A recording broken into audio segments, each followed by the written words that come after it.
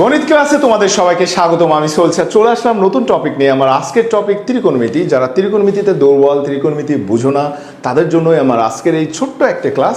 এই ছোট ক্লাসে অর্থাৎ তোমরা আমার সাথে ফেসবুকে অ্যাড হয়ে যেতে পারো। ছোট ছোট টপিক নিয়ে, ছোট ছোট টিপস নিয়ে আমি সোহেল স্যার প্রতিনিয়ত প্রতি সময় আমি তোমাদের সাথে সংযুক্ত থাকবো। তো আমার আজকের টপিক দেখো, অলরেডি বোর্ডে লিখছি।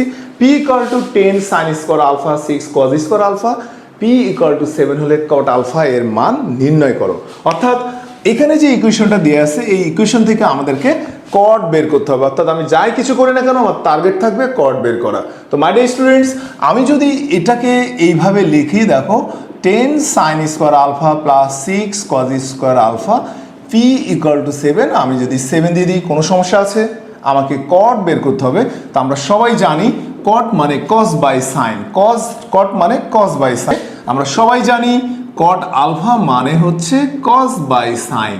অর্থাৎ আমি দেখো তো এই রাশিটাকে যদি উভয় পক্ষকে সাইন দ্বারা ডিভিশন করে দিই, অর্থাৎ ভাগ করে দিই, তাহলে আমার আলাদা আলাদা ইন্ডিভিজুয়াল যদি আমি সাইন স্কোয়ার আলফা দ্বারা উভয় পক্ষকে ভাগ করে দিই, আমার রেজাল্টটা কী আসে দেখো তো, cos square alpha by sine square alpha equal to 7 by sine square alpha.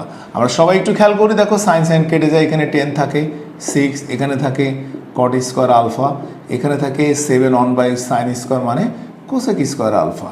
তাহলে 7 কোসেক স্কোয়ার আলফা মানে 1 প্লাস কট স্কোয়ার আলফা। আমরা যদি গুণ করে দিই 7 কট স্কোয়ার আলফা।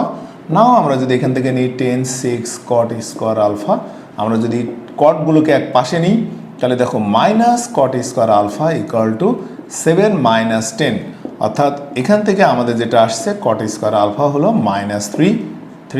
আমরা এখান থেকে যদি কট আলফা নিই, তাহলে এখানে আসছে √3। এখন আমাদের এখানে কোনো কিছু বলি নাই যে এটা সূক্ষ্মকোণ না তোমার, এটা আমাদের জেনারেল ম্যাথে এই ধরনের প্রশ্ন থাকলে আমরা সব সময় আলফাকে অ্যাকুইট অ্যাঙ্গেল, অর্থাৎ আমরা এটাকে সূক্ষ্মকোণ ধরে নেব। তাহলে কট কত ডিগ্রির ভ্যালু হচ্ছে √3, আমরা জানি কট 30 এর ভ্যালু হচ্ছে √3। তাহলে my dear students, alpha equal to 30 degree. এটাই ছিল আমার আজকের অঙ্ক। তো আমি সোহেল স্যার তোমাদেরকে একটা বলতে চাই, আমি গণিত শিক্ষক হিসেবে তোমাদের সাথেই থাকতে চাই। গণিতের যে কোনো সমস্যার সমাধানে আমি সোহেল স্যার তোমাদের সাথেই থাকবো।